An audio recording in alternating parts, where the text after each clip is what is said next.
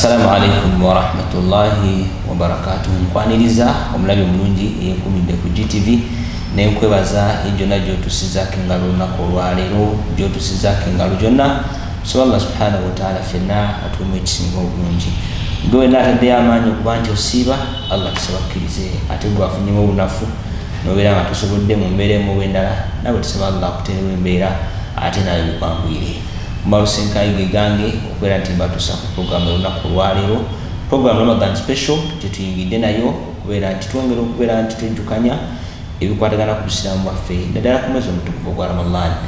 Programu eno ebeerawo saa 10 ez'olweggulo ate okutuuka ku 11 netugiddamu ku makya ku saa 11 okutuuka ku saa 12 nga bw'oli addaako ate bw'obeera ku biwejjukanya bingi byetugenda okwejjukanya mwezi omutukuvu guno ogwa Ramadan. Olunaku olwaleero ndine Sheikh Chobe ate era musomesa wange gwe tuli naye olunaku olwaleero ate twongere okubeera nti ayongera okuba namwabwako kuyampaako mukkirize tugende ba Sheikh atubuuzeeko ate oluvannyuma tukomewo tugende mu programu yaffe. Mikwano gyaffe abatulaba ku TVN Enganzi GTV, assalamu alaikum wa rahmatullahi wa barakatuh. Mbagaliza omwezi gwa Ramadani ogw'omukisa era nsaba Allah subhanahu wa ta'ala atuwe obusobozi atuwe obuvumu atuwe amaanyi tugukoleremu ebyo ebinatuusa mu maaso ge atusiimiddwa. Akkiriza tutambule wamu olunaku olwaleero okola kyamaanyi nnyo seeka ebigambo bye si bingi naye ebigambo ebingi nnyo wali ng'atandise okufulumya ebigambo bya Allah tabaraka ta'ala ne hadithi z'omubaka Muhammad sallallahu alaihi wasallam. Mukkirize gwe wenna ayagala okubeera nti programu eno gyeyungako ayina ekibuuzo ayina kyayagala okubeera ng'otegeera ku busiraamu bwo 075140583 075140583 ate sindikako ekibuuzo question day bwetuuka tugenda kubeera nga tubaddamu abo bonna abaweereza ebibuuzo aliya baweereza amangu gutandikirako ate netulyoka tudda kumwabeerako olunaku lwennyini. Mukkirize era tukoola mwenna mujje musupportinge GTV mu mbeera emu oba endala gwe naagala okubeera tugamba program Ramadan special kansponsoringa bwalimu kankolewe nti ku nambera yennyini mujje twogere tulabe bwe tuyinza okwongerayo obusiraamu bwaffe. Sheikh tukwaniriza ku mayengo ga GTV saba Allah tuwemu obulungi kujjako wano kyengakasa obulungi osobola otwongeremu eri abo abalina kyebamanyiiko abatalina kyebamanyiiko ate nabo bagenda kubaako kyebajjamu biidhnillah. Kirisa tutandikira olunaku olwaleero.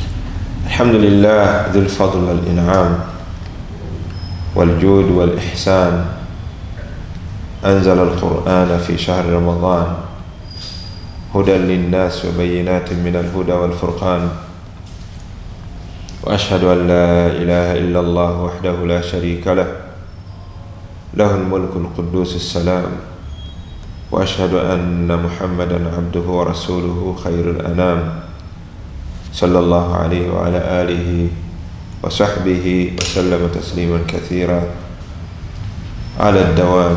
أما بعد قال الله جل جلاله يا أيها الذين آمنوا كتب عليكم الصيام كما كتب على الذين من قبلكم لعلكم تتقون.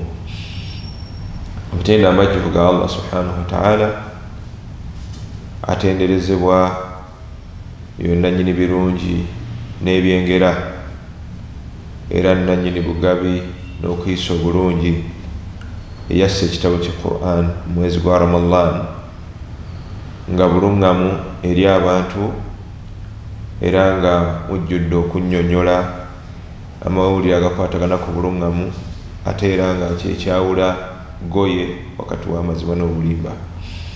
Kakasa nti wali asinzibwa mutuufu okujja kwa Allah subhanahu wa ta'ala obwomu bwe tagattibwako kintu kirala yenna munyini bufuzi era yayawukana era atukuzibwa talinaako bukyafu bwonna buteekebwako wadde obukendeevu bwonna era nkakasa nti owekitiibwa nabbuwaffe Muhammadin sallallahu alaihi wasallam muddu we era mubaka we era yasinga ebitonde byonna saba Allah sokusaasira n'emirembe n'emikisa emingi gyali n'eri abagoberezi be bonna n'abantu b'ennyumba we obugenderevu n'obugenderevu.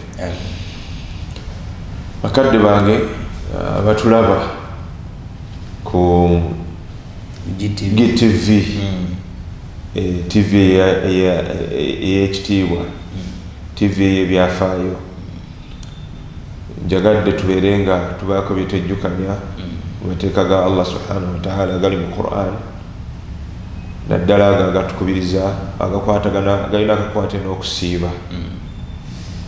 Tubeeko bye tuyigamu, migaso gye tujja mu mateeka ago, tujjemu n'okulamula okw'enjawulo okwatagana okusiiba n'omusiibi. Naye nga sinnaba kubeera nti nyingira mu mateeka ago, ekisooka mbozaayoza okuba nti Allah subhanahu wa ta'ala yatuwadde obulamu netuyingira mu mwezi guno gwa Ramadan, kyengera kinene. Okwozaayoza kuno nabbi waffe Muhammadi sallallahu alaihi wasallam yakukolanga before Ramadan ne mu Ramadan mwennyini, nga tukubiriza ebirungi okubeera nga tujjumbira okukola ebirungi mwezi guno. Yagamba nga ataakum Ramadan, omwezi gwa Ramadan gubajjidde, shahru mubarak, mwezi gwa mukisa, farada Allahu alaikum siyamahu, Allah yagubalalika kugusiiba, natandika otubuulira emikisa egiri mu mwezi guno.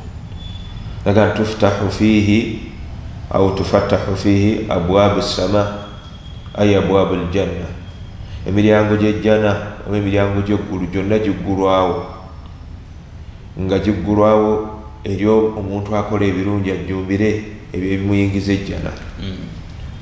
watughlaku fihi au tughallaku fihi abwabu niran, emiryango gy'omuliro gyonna negiggalwawo, teriyo omulyango gwonna gulekebwa omuliro, okuba nti kireetera oli abadde akola amazambi yeekomeko, yeefeeko okola ebyo ebimujja eri mu muliro okumuyingiza mu jjana. watughallu fihi maradatu shayatin, sitaani nezikwatibwa nezisibibwa ku njegere. Emyezi gyonna Allah gye yatuwa 12 giyina ebyenkizo, naye Ramadan alina ebyenkizo. Teriyo mwezi gukwatibwa sitaani nezikwatibwa nezisibibwa, so nga ate waliwo emyezi ate egisinga Ramadan obuzito, naye ate Ramadan naye azitowa. Giri emyezi egisinga Ramadan obuzito, ate shayatin tezikwatibwa, sigala zeetaaya. Naye ate Ramadan, ate Allah subhanahu wa ta'ala yina ekyenkizo kyeyamuwa ti ate sitaani zikwatibwa. Olwa ibaada enkulu erimu ey'okusiiba n'ibaada endala, omuntu abeere nga talina byeyekwasa. Kati oneekwasa ki muganda wange? Oneekwasa ki mwannyinaze nga shayitaani tezikyalina maanyi gezibadde nazo mu biseera ebirala? Aga nti walillahi fihi layla, ate Allah ayina ekiro kyeyateeka mu mwezi guno gwa Ramadan, ng'ekiro ekyo teyakiteeka mu myezi emirala, khairu min alfi shahr, ekiro ekyo kisinga emyezi 1000.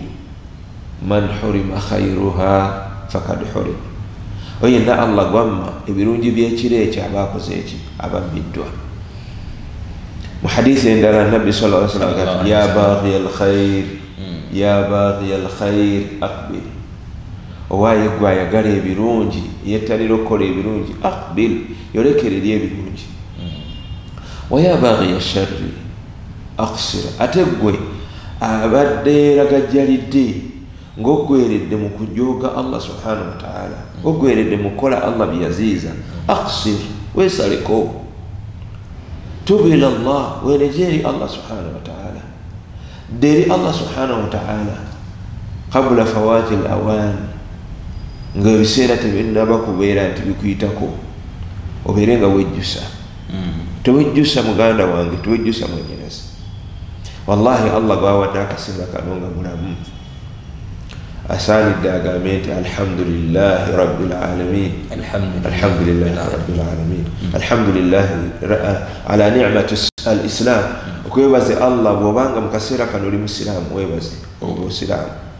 Ate weebaze Allah subhanahu wa ta'ala bw'obanga akaseera kano Allah kakuwadde n'owuliranga n'okusiiba okusobodde, weebaze Allah ni'matu siha, ekisengera ky'obulamu. Bw'obanga okyayogeranga bwe njogera, okyatunulanga bwe ntunula, okyassanga bwe nzisa, weebaze Allah subhanahu wa ta'ala ekyengera ky'obulamu. Kubanga ekyengera ky'obulamu kikulu nnyo Allah aba akikuwadde, ate n'akusobozesa okukoleramu emirimu egy'okumusinza. Waliwo ekyafaayo ekitunyumizibwa nga sahabi ayitibwa Talha mu bulamu bwe n'omubaka Muhammad sallallahu alaihi wasallam. Waliwo abantu abasiramuka baali basatu. Bwe basiramuka, owekitiibwa nabbi waffe Muhammad sallallahu alaihi wasallam n'abamukwasa Talha abalabirire, abasomese, abayigiriza obusiraamu. Basahaba basiramukanga kyebasangangawo ekikolebwa kyebeetabangamu. Kati basahaba abo basatu beetabanga mu kusiramuka kwabwe, basangawo jihad, emirimu gy'okutaasa obusiraamu n'okudifendinga obusiraamu buleme kubeera nti mukakkanyizibwa. Bagendanga mu jihad ezo, mu ntalo. Bwe bagenda mu ntalo, ababiri Allah subhanahu wa ta'ala n'abawa shahada, ne bafiirayo. Kubana basatu abiri ne bafiirayo. Okufiira mu jihadi, omuntu ng'afiiridde mu jihadi kyengera ekitafunika. Tukirabamu oli okubeera nti asaanyeewo. Atasaanyeewo, olaba nti asaanyeewo, naye Allah subhanahu wa ta'ala agamba nti ate baba balamu. Wala tahzabanna alladhina qutilu fi sabilillahi amwat, tolowooza nti baba basaanyeewo, bal ahya, Allah bazzaamu ne babeera balamu. Era nabbi waffe Muhammad sallallahu alaihi wasallam yeegomba olw'ebirungi bya jihad, yeegomba naga nti neegomba singa nzitibwa ngenda mu jihadi ne bantema neefa, Allah nanziza obulamu, ne bandemu ne bantema neefa, Allah nanziza obulamu olw'ebirungi n'enkizo n'enkizo eri mu jihadi. Omuntu afiiridde mu jihadi enkanika takagamba toyina ngeri gy'omugoba, naye ate omuntu Allah gwawadde obulamu ate obulamu ate kyankizo nnyo. Ate ababiri bafa ne bafiira mu jihadi, omu n'asigalawo. Eyasigalawo n'abeera nga ye asigaddewo nga ate akola emirimu gya jihadi, naye ate Allah subhanahu wa ta'ala ye n'amugerera n'atafiira mu jihadi. Naye nga naye yalwananga naye n'akola ki? N'akomawo. Naye ate enkomerero ye tekwali kufiira mu jihadi, ye yafiira ku buliri, kwegamba yafa bulwadde bwa bulijjo. Yalwala n'akola ki? N'afa. Bw'afa, Allah subhanahu wa ta'ala ayina engeri nnyingi mwatuleetera, mwayisiza ebyokuyiga. Bw'aba yagadde obubaka bwe bututuukeko, ayina engeri nnyingi mwabuyisa. Yayisa mu kwagala otuyigiriza okutulaga obukulu bw'obuwangaazi, yayisa mu kuloosa sahabi ayitibwa Abu Talha. Gwe babakwasa yennyini. Yaloota abantu abo abasatu nga ono yasembayo okufa abali mu maaso. Yasooka ababiri bali battira mu lutalo, ng'ono yasembayo okufa owookusatu, ate nga yafiira ku ndiri ng'ate yabasukkulumye mu birungi. Bwe bajja nanga ali mu yawaggulu, ate nno nga erina eddaala lisukkulumu nnyo. Abu Talha ekirooto ekyo nekimukonfusinga, okukonfusinga kiki mu Luganda? Kimutabula, ekimubuzaabuza, n'afunamu okugamba bano kiki eki abaafiira mu jihadi, bano kiki ate ekyabafuula abakoobedde kwaliwa kwoli. Najja bajjange w'omubaka Muhammad sallallahu alaihi wasallam ne bamulootolera ebirooto byabafunye. Naye bwe yabanga alina kyafunye, kubanga okuloota kw'abannabbi b'abubaka yabalootoliranga naga nti nalabye kino kati ye yabamugiranga n'abavuunulira nagamba ya rasulallah nalabye ekirooto naye kirooto kyantabudde okuba nti basahaba bali abaafiira mu jihaadi ng'ate jihaadi mulimo tegwenkanika okuba nti ono yafiira ku ndiri yalwala omusujja gwe n'afiira ku ndiri ate abasukkulumye nabbi saa salama namugaa nti tokimanyi nti ono yawangaalawo ebbanga lyawangaala wasalla katha wa katha min assalat nasiiba nanya nasaala essala yosaala ng'ate bali tebazisaala wa adraka ramadan awo enjagadde wa adraka ramadan fasaamahu nasingana omwezi gwa ramadan nagusiiba nga mulimu ekiro kya lailatul qadr awo yabakola ki yabayitirako bakoma ate namwongerayo akaseera n'abaako emirimu gyakola nasisinkana lailatul qadri n'abakola ki n'ababiitinga kubabiitinga kyeki n'abasingako n'abasukkulumako nabbufu muhammad sallallahu alaihi wasallam n'ayagala okujjamu mu sahabi oli okubuusabuusako yali ayina namugaa nti nkutegeeze enkizo eri wakati wa sahaba ono n'abaana ababiri abaamusooka okufa olw'obulamu allah subhanahu wa ta'ala bye yamuwa eringa amadaala ge yabasukkuluma obuwanvu bwagwo bulinga baina samai wal ard ma baina samai wal ard eri wakati waggulu n'ensi tasawwaru ya akhi alkarim wa ya ukhti alkarima wamwaka faananyi banna abakuva ku maaso nga nabo baali bakozi ba birungi naye nga ekikwawudde nabo ekigenda okusukkulumya nabo kati kaseera allah kakoze eki kitegeeza waliwo enjawulo ku mufu yafa emyaka ebiri emabega ate allah egyo emyaka ebiri gyafa gweoze obeerawo naye ati waliwo abafa abatalekeka nga mungu akumidde akaseera naye waliwo abatalekeka naye tumazima kyalina chance okyalina chance naye bw'otakola nga bali bayinza okukulema okubuyitinga waliwo abatalekeka waliwo bayinza okukulema okugoba waliwo abantu nga emyaka gyabwe obuwangazi bwabwe bamanya omugaso gwabwe bamanya ne value yaabwe nebabukozesa n'ozanya bw'onoozanya oyinza obutakola ki obutabasinkana haqqan waliwo abatasinkana mbaka muhammad sallallahu alaihi wasallam tosobola musinkana basahaba tosobola basinkana tosobola waliwo ne baulama baffe abatunuulira obulamu ne babuvaluwinga ne balonda emirimu gye babukoleramu nga bo buli ssaawa bakola ki goli lwokola omwongerako kati abakola emirimu egigattibwako bazibu nnyo okubakola ki naye kyetugambye nti kyetwagala okugjamu nti obuwangazi kya muwendo buyina kyebukwongerako olwo kyetwebaza allah subhanahu wa ta'ala ekyengera ky'obuwangazi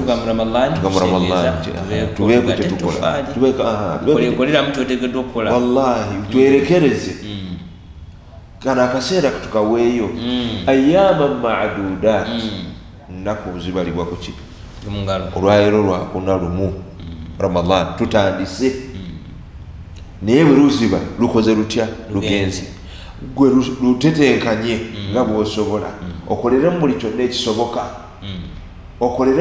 ekisoboka ate kolanga oli mukhlisan lillah kola kulwa allah subhanahu wa ta'ala kolanga oli muttabi'an li rasulillah ogoberera omubaka muhammadi sallallahu alaihi wasallam bw'onookolanga ebyo ebibiri obyekutteko ojja kubeera nti emirimu gyo gikola ki gizitowa kubanga ebizitoya emirimu oluvannyuma lw'okuba nti ogikoledde ku bukkiriza ebizitoya emirimu mu maaso ga allah ebigikuweesaamu empeera biri ebintu bimeka bibiri al ikhlaasu lillah okukola kulwa allah subhanahu wa ta'ala wa mutabaatu rasulillah n'okugoberera omubaka muhammadi sallallahu alaihi wasallam kubanga emirimu gy'okusinza allah ebyo bibiri kwe giyimirira oluvannyuma lw'obukkiriza emirimu gy'okusinza allah giyimirira ku ebyo kati Allah waffe subhanahu wa ta'ala tukowodde agali ya ayuha alladhina amanu kutiba alaykumus siyam kama kutiba alal ladhina min qablikum la'allakum tattaqun. Abange mwe abakkiriza olira bwatuyita abange mwe abakkiriza kutiba alaykumus siyam mulaalikibwako okusiiba. Owulira aya ezo ndowooza bw'oba ogyogera kutiba alaykumus siyam teriimu kukaka newankubadde kyebakugamba kyatteeka teriimu kukaka wabula okukowoola neggonjebwa. ya ayuha alladhina amanu abange mwe abakkiriza kutiba alaykumus siyam mulaalikibwako okusiiba kama kutiba alal ladhina min qablikum nga bwe kwalaalikibwa eri abo abaabasooka la'allakum tattaqun.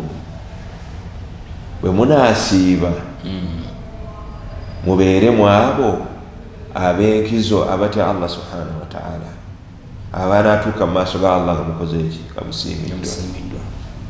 aya eyo esangibwa mu suratu Baqara ya aya namba yayo 183 naye erimu ebintu bingi betusobola okugijjamu.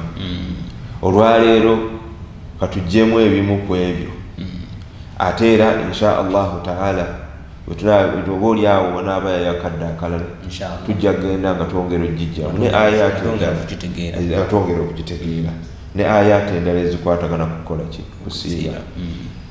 ya ayuha alladhina amanu okowoolebwa okwo akwanga nti amanu abakkiriza Allah subhanahu wa ta'ala okowoola okwo yakozesa mu Qur'an emirundi 9 mu Qur'an ng'agamba ya ayyuhalladhina amanu. so nga ate waliwo okwakowoola naga ya ayyuhannas abange mu abantu n'okowoola okulala naye okowoola okukowoola ng'akowoola abakkiriza mu Qur'an kwajja mu bifo 9. ekifo ekisooka kiri mu suratu Baqara aya ey'ekikumi egamba nti ya ayyuhalladhina amanu la taqulu ra'ina abange mwe abakkiriza temugamba ng'omubaka Muhammadi sallallahu alaihi wasallam tulunde beera ng'otulunda otubeerako. aya si gye tuliko naye ayo aya ye yasooka oyomanya yesooka mu aya ezirimu ekigambo ya ayyuhalladhina amanu kikola abakkiriza.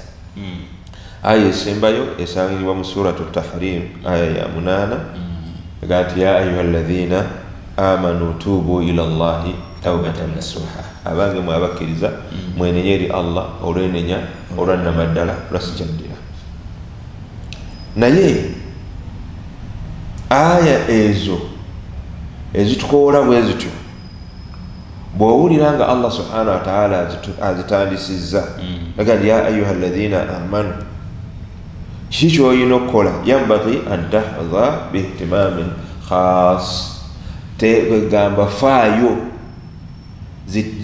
ziwe okufaayo okwenjawulo ziwe ebirowoozo teekayo obwongo bwo teekayo amatu ate nga n'omutima gwo gwonna oguwaddeyo okubeera nga owuliriza biki ebiddirira.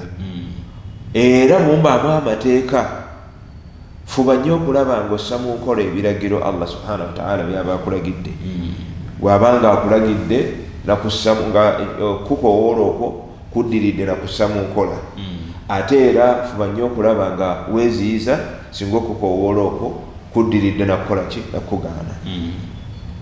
Ibn Kathir rahimahullah yali afuunula aya eri eyasooka okukka manya erimu ekigambo ekyo ya ayyuhalladhina amanu bwe yali ng'agivuunula la taqulu ra'ina ayina ekigambo kya Ibn Mas'ud radiyallahu anhu kye yaleeta. ekigambo ekyo kigamba ki? yaleeta ekigambo kya Ibn Mas'ud ekigamba nti idha sami'ta Allah yaqul bw'owuliranga Allah subhanahu wa ta'ala ng'agamba bw'owuliranga Allah subhanahu wa ta'ala akoowodde n'agamba nti ya ayyuhalladhina amanu abange mwe abakkiriza far'i laha sam'aka far'i laha sam'aka. okukoowoola okwo kuwama ki amatugo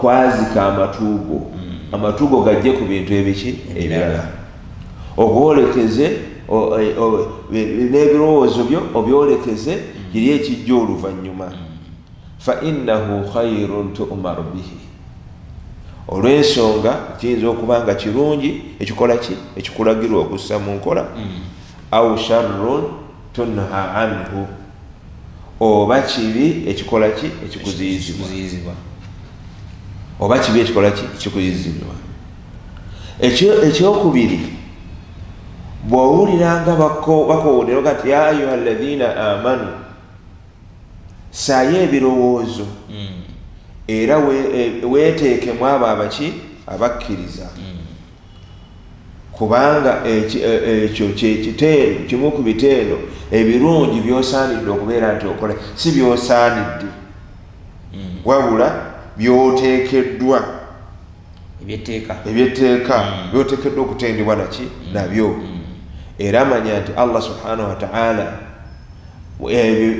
abo bayise abakkiriza era bayawulira n'egyo emirimu ate bw'aba awulira n'egyo emirimu tekitegeeza nti bajja kuviiramu awo kale fuba nnyo okole ki oyingire mu baki bantu abo fuba nnyo oyingire mu bantu abo Allah subhanahu wa ta'ala oluvannyuma lw'okubeera nti abakoowodde kyagenda okubalagira kya bbeeyi kyaleeta kya bbeeyi era kyagenda okubaziyiza bwabaawo kyabaziyiza era nakyo kyamutawaana ekisooka wenyingira mu abo owulire Allah subhanahu wa ta'ala kyakuutira obeere bwe kiba kirungi okisse mu nkola kubanga kijja kugasa duniya wa ukhra n'oku nsi ne ku nkomerero ate bwe kiba nga kyakuziyiza weera oyingira mu abo kyakuziyiza obeere ng'okikola ki okyewala kubanga bw'okyewala ogenda kubanga owona ebizibu byakyo duniya wa ukhra n'oku nsi nakuki n'oku nkomerero ya ayuha alladhina amanu kutiba alaykum as-siyam kama kutiba ala alladhina min qablikum la'allakum tattaqun abange mwabakkiriza mulaalikibwako okusiibwa nga Allah byakulalika kwabo abasooka mubeeremu abo abakola ki abamutya awo bwe tuba nga tulabye ku tteeka lya Allah oluusi abantu bagatunuulira kyoleese nti abamu tuyinza okuba tubadde tukivuna luteekamu kulifumiitiriza naye tukwebaza mugenda kukkiriza katono nnyo tugendagenda kumukuumula ate tugenda kubeera nga tukomawo biidnillah gwakyekumidde ku BTV kkiriza nkujjukize di programu zaffe zino eno ebeerawo saawa 10 Ramadan special ebeerawo saawa 10 okutuuka ku saawa 11 ate era tugiddamu ku makya ku saawa 11 okutuuka 12 nammwe abagisubiddwa nemusobola okugiraba nga ate mweteekateeka okugenda okubeera nti mukola emirimu gyammwe egy'enjawulo wabula gwe yeewaddeyo okubeera ng'osiiba era nga wegomba okubeera nti owaayo kulwa Allah. GTV erina akantu kola ku screen akagamba nti support our programs kagoberere ababa MTN ate tubeere nga mubaako kimusaayo ayo agamba nti zinjagala kujja ndabe program Ramadan special etambudde etya tukoze tutya agwali masobola okubeera nga bongera okutusomesa ate era nina ekibuzo kyembuuza kino kiseka saakitegeera saawulire bakisomesa ku 075140538307514053830 ate tujja kubeera nga tubuuziganya mukirize katukomewo katono.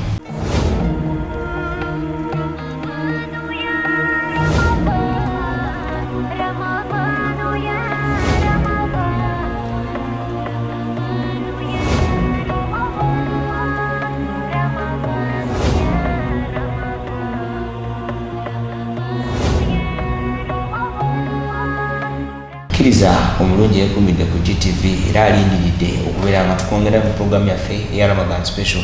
Program Ramadan special majjukiza nti ng'omusiraamu fuba okulaba nti ogyekwatako tunagenda okumaliza omwezi ogwa Ramadan nga tuyizeemu ebintu bingi ng'omusiraamu byolina okukola kati nebyogenda okubeera nga oyongerayo.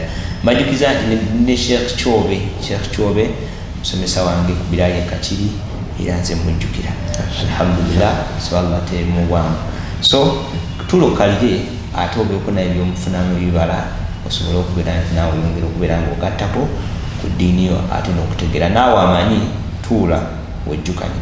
Ekibuuzo kibuuzibwa nti ffe abawalimu ddi lwe mutulakawo ne mwejjukanya waliwo omwalimu yasanalaga nti kisobokera ddala n'omwalimu okutulako nga omwalimu naasomesa namutunuulirawa nti ate olianga nti nze mbanyumirwa n'okunyumirwa ate kikulu nnyo nga munnange akola nga munnange naye asomesa. So oba oli mwalimu kyensinga okukkiriza nti mukadde waffe mufuti wa Uganda programu enaginyumirwa nnyo, sekretary general programu enaginyumirwa nnyo. So kati abantu ngaabo ate bwetugaa bandibadde bize nabo babeerako nga bagiraba. So naffe abawalimu abali eyo otulakawo n'owulizaako munno ng'asomesa abaako kyakutukisa abaako kyayogera ekyenjawulo naawe nobeera ng'oyongerezaako.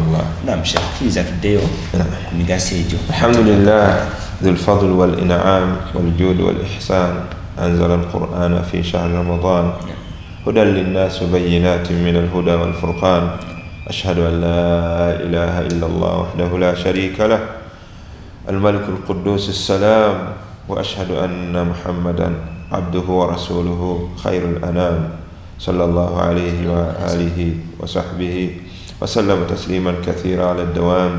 أما بعد قال الله جل جلاله يا أيها الذين آمنوا كتب عليكم الصيام كما كتب على الذين من قبلكم لعلكم تتقون. Abooluganda okusiiba ibaada nkulu nnyo.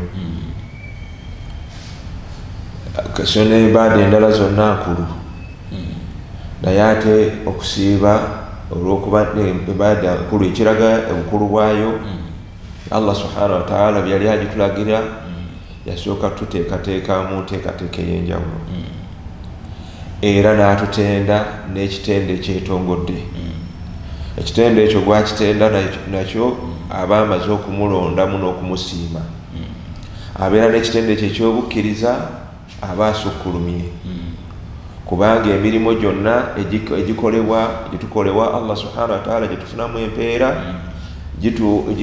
gituuka gizitowa lwa bintu bisatu, bisaanyizo bisatu.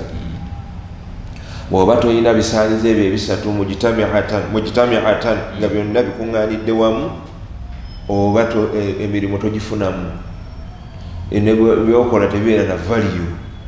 Emirimu egyo tugizitowa wa Allah subhanahu wa ta'ala. Ekitende ekisooka al iman obukkiriza bimaanaha amakulu gaabo agabuna ate n'amakulu gaabo amajjuvu tutayinza kujjayo saawa eno. Al iman obukkiriza, omuntu bw'abeera n'obukkiriza abeera value, abeera value kyeki abeera n'omugaso, abeera egamba ebintu bye byonna byakola kuno ku nsi abeera wa mugaso. Mukkiriza aba wa mugaso ne byakola biba bizitowa. Allah subhanahu wa ta'ala agamba man amila salihan, muntu akola omulimu omutuufu, suratu Nahl, min dhakarin ng'agukoze musajja au untha oba mukyala, wa huwa mu'minun naye ng'agukoze nga mukkiriza, falanuhiyannahu hayatan tayyiba, Allah ajjamuwa obulamu obulungi, ajjamuwangaaliza mu bulamu obulungi, bulamu obutalimu stress, talina stress omukkiriza. Newankubadde gwe olabanga omwavu naye talina stress, tebimutadde ku pressure. Ne bw'abanga ali mu kkomera musibe talina stress, mukakkamu era ali mu kibonerezo. Era abantu abasiba abakkiriza beewuunya, abonoonefu abasiba abakkiriza ng'abasiba lwa bukkiriza beewuunya. Babasiba naye ate babanyirira, ate ye ng'abasibye akogga kubanga bamulumye omutwe ng'abano baagala ki? Kyolanga Ibn Taymiyyah yagamba nti Ibn Taymiyyah bamusiba nagaddiza sifaayo olw'obukkiriza, sifaayo yonna gy'oteeka bw'onsiba oba ompadde kweyawulira kusinza Allah, ali yekka, ompadde kadde akusinza Allah nakumutendereza. Bw'ongoba n'olukunguza n'onyiza mu ggwanga lyange n'ontwalayo, oba empangangusiza ongobye mu nsi mwembadde empangalira, oba ompadde kulambula nakutunuulira engeri Allah subhanahu wa ta'ala gye yatondamu ensi ye nakwongera kumusinza ate okunzita nokankanfe ng'onzise lwa bukkiriza omumpadde shahada entuusa mu maaso ga Allah nga nkoze eki yagamba ma yafalu bi a'dai abalabe bange nga balabye abalabe bange nga balabye kiki kibayinza okunkola n'olwekyo ekyebeeyi falanuhiyannahu hayatan tayiba amukkiriza abalina ekisaanyizo ky'obukkiriza Allah ajja muwangaaza mu bulamu obukola ki obulungi ate ajja kukoma ku ekyo walanajziyannahum ajrahum bi ahsani ma kanu ya'malun Allah ajja kubasasula empeera zaabwe olw'ebirungi babadde bakola naye omusingi gwe babikolerako gwa bukkiriza nabwe waffe Muhammad sallallahu alaihi wasallam ajaban li amri almu'min ensonga z'omukkiriza zeewuunyisa omukkiriza ebibye byewuunyisa inna amrahu kulluhu khayr yensonga omukkiriza byonna ebintu ebimutambulirako obulamu bwonna bw'atambulira abufuniramu bulungi walaysa dhalika illa lilmu'min ekyo toyina gy'okisinkana okujjako ery'omukkiriza tokisinkana eryawakanya amateeka ga Allah tekiriyo tokisinkana eryagatta ku Allah n'ebintu ebiki ebirala tekiriyo tokisinkana ery'omunnanfuusi akulaga ku ngulu nti musiraamu naye nga munda muwakanya awedde emirimu nga munda muntu agatta ku Allah n'ebintu ebirala tokisinkana wabula omukkiriza khalis amukkiriza alina obukkiriza obusengejjo obuviira ddala ku ntobo y'omutima gwe ajaban li amrihi ensonga zikola ki zikwewuunyisa ate ensonga zonna Allah zimuwa bulungi in asabatuhu sarra bw'afuna ebimusanyusa muno mu nsi n'asanyuka ate eriyo kisanyusa muddu nga kukola mirimu gyani gya Allah olaba nti kale tomanyi oba Allah ajikiza naye ng'oteekayo amaanyi asanyuka ate nga Allah subhanahu wa ta'ala ekyo kyeyatulagira okusanyukira ramadani okubanga atuusirye essanyu lyaffe era lisaanye liyitirire qul bifadlillah wa birahmatihi fabidhalika falyafrahu huwa khairu mimma yajma'un bagambe nti olw'obulungi Allah bw'abawadde babasiraamu n'abawa ne Qur'an erimu amateeka agabagayidinga agabalungamya ngeri gye muwangaalamu muno bulamu obw'ensi n'oluvannyuma lw'okuvaako amateeka ago nga mwe muli okusiiba fabidhalika falyafrahu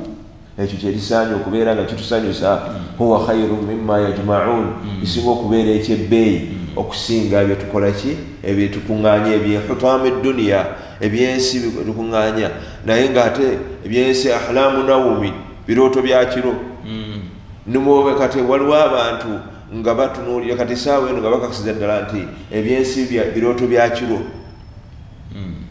naye ate nga Allah subhanahu wa ta'ala kyeyabawa nakyo tusaba Allah abeere nga yakikkiriza okkiriza byemuke Allah ebintu byemuka obulamu bwabadde nabwe yalimu naye kati alaba ebimugasa ebyomugaso byeyakolera obusiraamu naye bino byonna byakyafunako birooto byakiro tebina kyebikola byalekawo byobusiraamu bikyatambula nebimuwa kyaliko essaawa eno muganda wafunwa Haji Saapolo byalese ebyo byakoze ebimugase wa Allah ebyeddiini ebirungi ebisigadde byonna birooto byakiro muganda waffe Katimbo ono yakafa ye Katimbo une baganda waffe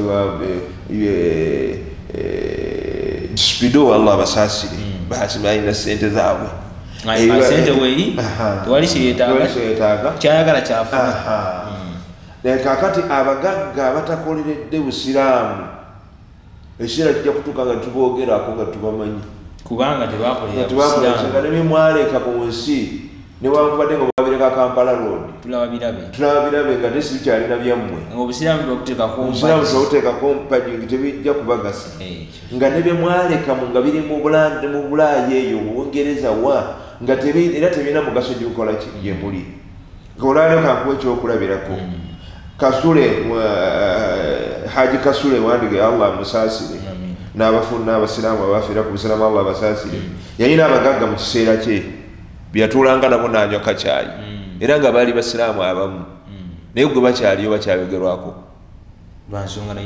lwansonga tafa ku ebyo bijja kuleetera ssanyu kuno ku nsi na ku nkomerero naye kasule wallahi erinnya lye terijja kuvaawo era nammwe abagagga abalina ssente bemutaakolenga kasule temugenda kutuuka kasule temugenda kutuuka bino byoleredde obusiraamu ate abasiraamu basigala basaba n'olwekyo al iman obukkiriza nsonga ki nsonga nkulu in asabatuhu sarra bwafuna ekimusanyusa shakara yeebaza fakana khairan lahu ekibeera kirungi gyali wain asabatuhu darra bwafuna ekimukosa sabara agumiikiriza fakana khairan lahu ekibeera kirungi gyali walaisa dhalika illa lilmumin ekyo tulina wekisinkana okujjako eri omuki omukkiriza ekisanzo ekyokubiri al ikhlas kola kulwani kulwa Allah ekisanzo ekyokusatu al mutabaa goberera ekitiibwa nabbi waffe Muhammad sallallahu alaihi wasallam Allah olw'okuba nti omulimu gw'okusinza mulimu munene ate omanya okusiiba mulimu munene era mulimu gwa bbeeyi Allah subhanahu wa ta'ala abagenda abagukola yasooka bateekateeka n'ekimu ku bisaanyizo so nga n'ebirala birina okubaamu nga biri munda bateekateeka n'ekimu ku bisaanyizo ebikulu nnyo kisaanyizo ky'obukkiriza ya ayuha alladhina amanu abange mwe abakkiriza kutiba alaikum siyam mulalikibwako okusiiba ma maana kutiba alaikum siyam kutiba alaikum siyam kitegeeza ki kutiba alaikum siyam agambye nti furida alaikum siyam mwabakkirizamu okusiiba teeka gye muli okusiiba teeka gye muli okusiiba kyeki ogenda okwetegereza nga kulimu era ebisaanyizo ebyonoba ojja kufunamu kulimu ebisaanyizo Ibn Kathir rahimahullah yannyonnyola okusiiba yagaa nti huwa al-imsaku ani at-ta'ami wash-sharab kwe kweziyiza ebyokulya n'ebyokunywa walwiqa n'okugenda mu nsonga z'obufumbo biniyatin khalisatin lillahi azza wa jal nga ekigendererwa ikhlas nga olina ekigendererwa ekisengejjeddwa kulwa Allah azza wa jalla ekigendereddwa kulwa Allah azza wa jalla lima fihi wobanga okoze bwotyo omwonno omugaso ogulimu mu kusiiba okwo nga kufaanagana bwe gutyo mulimu zakatu nafsi okuzigula omutima gwo omutima gusooka kubanga obukkiriza gusooka al iman obukkiriza nabbi yabogerako ega nti ma waqara fil qalb butuula wano mu mutima mwoyo busibuka mu mutima kakati okusiiba bwoba osiiba ng'osiibye ku lwa Allah subhanahu wa ta'ala ng'otukuza okusiiba ko ng'okola ku lwa Allah subhanahu wa ta'ala kuzigula omutima gwo ne kugutukuza ne kugusengejja okuggyamu ebyo biba ebisejja biba bikwatiddemu ebyemize ebyaki ebyemize ya ayyuha alladhina amanu kutiba alaykum siyam mulalikibwako okusiiba mwobwo nno kitutegeeza nti okusiiba kwa tteeka era okusiiba owekitiibwa Allah subhanahu wa ta'ala yakulaalika eryomubaka Muhammadin sallallahu alaihi wasallam naddala okusiiba omwezi guno gwa Ramadhan kwe yakufuula kwa tteeka gyali eryomubaka Muhammadin naffe gye tuli okuva mu mwaka ogwokumeka ogwokubiri nga nabbi waffe Muhammadin sallallahu alaihi wasallam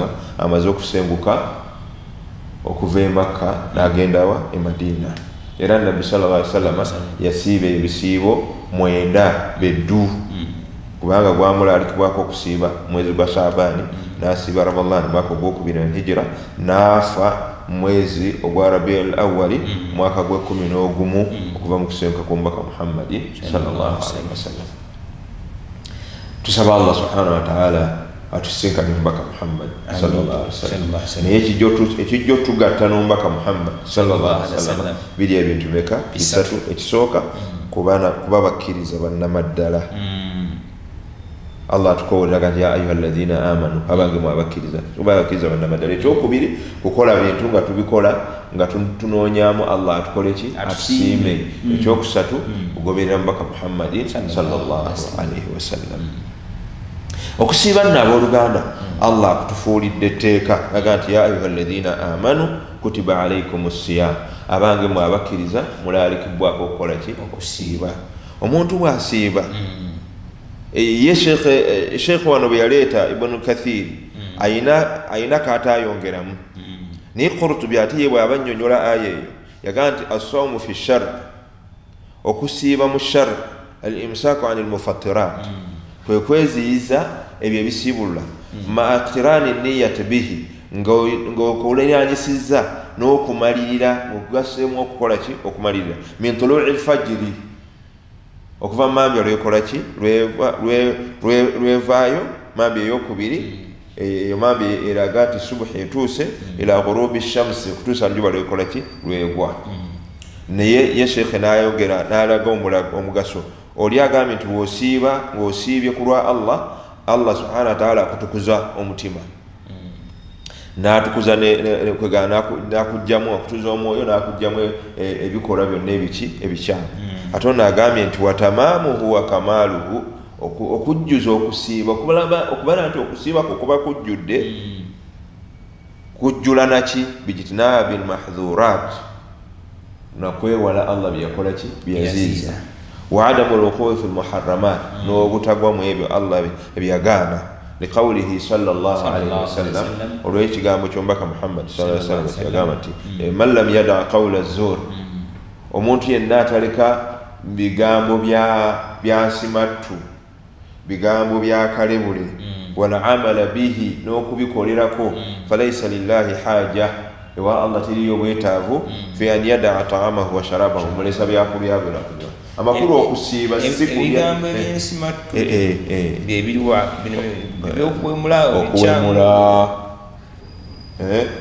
okuwemula okugeya okulimba olugambo okutemerera okuwaayiriza bigwawo na biki ebibikola ki ebibivaamu kitegeeza nti okusiiba tekuyimiridde kukweziiza kulya na kunywa kulumwanjala oba nakwewulumya kuba nti ebyamasanyu go tobituuseemu asi kyekigendererwa kyokka wabula kulimu n'ebiki kulimu n'okubeera nti kukuziiza byonna Allah subhanahu wa ta'ala byakola ki byagaana ate n'okuba nti kukukubiriza okussa mu nkola byonna Allah subhanahu wa ta'ala byakola ki byagiriza okusiiba nno kuno teeka ate empaji mu mpaji z'obusiraamu emmeka ettaano nabwaffe Muhammad sallallahu alaihi wasallam yayogera haditha ya Ibn Umar yayogera obusiraamu buzimbibwa ku mpaji mmeka ttaano n'ayogera empaji ey'okuna osawumu Ramadan n'okusiiba omwezi gwaki gwa Ramadan kyokka waliwo ebintu bingi bye tuteekeddwa okugoberera okusiiba kwaffe kusobole okubeera nga kufuuka ibaada era kubeere nga tufunamu wa Allah subhanahu wa ta'ala kubeere nga kutugasa si kusiiba busiibi nti omuntu anaasiiba busiibi busiibifa aya zino zijja naye amateeka amwe gali mangi olwaleero tuviga okutunga nga Allah subhanahu wa ta'ala amaze otugamba nti kutiba alaykum siyam mulaalikibwako okusiiba tutegedde nti okusiiba tteeka era tutegedde nti ateeka okusiiba ateeka okuba n'ebisaanyizo bimeka bisatu ekisooka ateeka okuba ki ateeka okuba omukkiriza ekyokubiri akola ku lwa Allah ekyokusatu agoberera omubaka Muhammad sallallahu alaihi wasallam ekikulu nnyo ebyo bye biviirako omulimu gw'okuzitowa ate bye biviirako omulimu gw'okubeera nti gukkirizibwa ewaani ewa Allah subhanahu wa ta'ala naye okusiiba kuno kuzimbibwa ate ku mpaji mmeka ssatu abooluganda abamu batera kwogera bbiri naye nze kinyumira nga njogedde mmeka ssatu kyogambye tibulwe tuba twejjukanya ne bannaffe bwe tuli mu myaka badduaati bannaffe abayizi bannaffe anti kubeera kuliko abayizi enako abayizi abatutekaashekubaako bwe mwasoma nekubaako abali emabega batuli maaso naye munnange yerimu eno teriiko mukulu teriiko muto era kimu ke nayiga mu Sheikh Abdul Hakim Sekimpi Allah musaasire omuntu yenna bwe yabanga ne ilmu ng'amuwa ekitiibwa ne bw'abanga muki nga muto era nga tamutwala bw'atyo ate si kyekikye wabula kiva ku basahaba bwekirina okubeera. Lumu Umar radiyallahu anhu tukyamyeko katono. Umar radiyallahu anhu yatuulanga ne basahaba abakulu. Katulumu abaatudde mu jalasaati ze. Jalasaati nnyingi yazireetangamu sahabi omuto ayitibwa Abdullahi ibn Abbas. Mutabani we? Abdullahi ibn Abbas. Mutabani we yabaamu. Naye Abdullahi ibn Abbas yali yasukkulumako Ibn Umar ng'alina byamusukkulumako. Naye Ibn Umar naye alina byasukkuluma. Naye Ibn Abbas baamuleetanga olw'okusukkuluma okuba nti yategeera Qur'ani nga agitegeera engeri gyevuunulwamu okuva ku nabbi waffe Muhammad sallallahu alaihi wasallam. Baamuleetanga Ibn Umar, Ibn Abbas bamuleetanga mu jalisaati z'abasahaba abakulu. Bwe yatuulangamu abantu abasahaba abakulu bagamba lwaki ono yanga ono yanga atutuulamu. Lwaki atubeeramu? Hano bafuna okuzala wamu. Ng'olulimi lukola. Nga bafuna okuba nti balaba nti tekisaanidde. Naye Umar yali mugezi n'abasimba ekibuuzo mu bikwatagana Qur'an. Yakoze mumbuulire Suratu Nasr yakka lwaki? Watandika okwogera yakka twamawulira ag'essanyu nti obusiraamu bujja kubaziwa, obusiraamu bajja kuba bangi. Umar wanyeenya muto. Abuuza Ibn Mas'ud, Ibn Umar, Ibn Abbas, Abdullah Ibn Abbas. Abdullah Ibn Abbas tubuulire yakka lwaki? Naga nti yakka ng'etutegeeza nti omubaka Muhammadi sallallahu alaihi wasallam obuwangazi bwe buweddeko. Naga nti ekyo nange kyemmanyi ye ansa. Era nga nti gwe mugaso gwe lwaki atulana. Era ne bamuvaako tebaddamu mukola ki munyiga. Kakati okusiiba kuzimbirwa ku mpagi mmeka? Katuyizeemufunze nazo. Empagi esooka aniya okumalirira. Empagi esooka aniya kumalirira toka okubanga omaliridde okukola omulimu guno ku lwa Allah.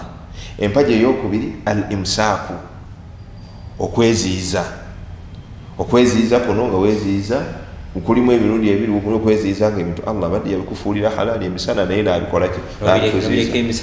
N'obireka emisana. Ne wabaawo ate byaganira ddala ng'oteeka obbireka sawa fi Ramadan batagala. Empagi ey'okusatu al-waqtu, obudde Ramadan omuntu okusiiba obudde bwa mirundi ebiri. Waliwo waqtul wujubu ne waqtus sihha. Waqtul wujubu obudde bwa wajibu nti buli omu ateekwa okusiiba okuba nti omwezi gwa Ramadan bagambye nti bannange omwezi gwa Ramadan tegulabise olwaleero olwokusatu tugenda kusiiba olunaku olwokuna n'oba nga wooli yajibu alaika sawm kikakatako okusiiba imma adaan kusiiba nga otuukiriza awo qadaan oba ojja kuliwa olimu abatambuzi oba abalwadde n'ebizibu ebirala bireese okuliwa awo fidiya oba ojja kusiiba mu kuwa mutango. Era bonna kibakakatako okuba nti bakola ki? Buli omu alina engeri ye naye nga kyatteeka. Waqtul wujub obudde obugasabaga nti omwezi gwalabise nja kusiiba weeteeketeeke wenna gwe omusiraamu omukkiriza okuba nti ojja kusiiba mu mbeera gy'ogenda okusiibiramu. Adaa kutuukiriza osiiba olunaku olujje ku makya paka olukole ki? Olutuuse oluzibye. Qadaa olye mu Ramadan naye ng'okimanyi nti oteekwa okusiiba ojja kuliwa. Awo fidiya olye mu Ramadan naye ng'omanyi nti oteekwa kukola ki? Kuliisa. Oteekwa kukola ki? Kuliisa. Jagereka kandi wakuba waqtu siha ekiseera ekiviirako okusiiba okubeera nti kutuuka min tuluu'i al-fajri okuva mmande olwekola ki? Lwesala efajiri ya subuhi ila ghurubi shamsi tusenjuba lwekola ki? Lwegwa. Kakati eyo tujja genda tutunuulira aya ezikwataka kusiiba biraba inshallah taala. Mwebale kufaayo eri GTV. Bannange muteekeyo support yonna eri GTV esobole okutwala mu maaso obusiraamu. Alhamdulillah twebaza Allah subhanahu wa taala nti abaana baffe ate fe batusukkulumyeko buli bagenze mwaye ate kati nze bitegeera bino. Alhamdulillah saba Allah wawe bataddewo emikutu mingi era tugyagala ate mumanyi nti yonna gisapootinga obusiraamu. Teekayo kyonna ky'osobola okuteekayo obusiraamu bugende mu maaso.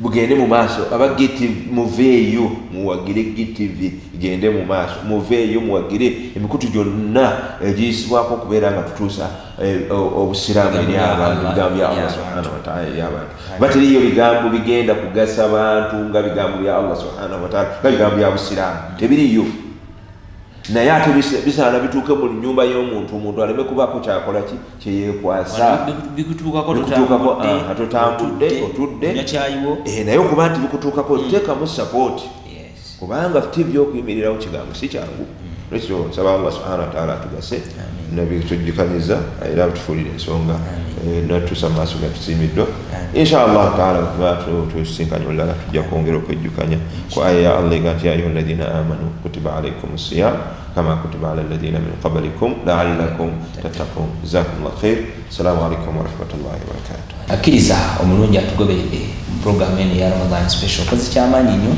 mbadde n'omusomesa wange Sheikh Chole nga atujjukanya atutegeeza ebigambo bya Allah tabaraka taala ne hadithi nze nani singa mumanyira nnyo mu hadithi era basinga obungi okumanya nnyo mu hadithi naye sindi tabimanyi ebirala amanyi bingi nnyo naye biidhnillah mukkiriza abalina ebibuuzo abalina ki ku 07514053830 07514053830 sindikanga ekibuuzo kyo tujja kubeera nga tukiddamu ate era tujja kubeera nga era tuddamu eri abalala ababeera nga tebiriko nti ono amanyi ono tamanyi wabula tutula ku TV buli omu nga alina ekitimwabwa so basiraamu bannaffe tubakubiriza mujje mutusupportinge nga GTV naddala butumira screen kuliko ekiriko ekigamba support dawa programs ate tubeere nga tugenda mu maaso n'okubaweereza sijja kusukako wano mbadde Nadia Muhammad ku kamera wassalamu alaikum warahmatullahi wabarakatuh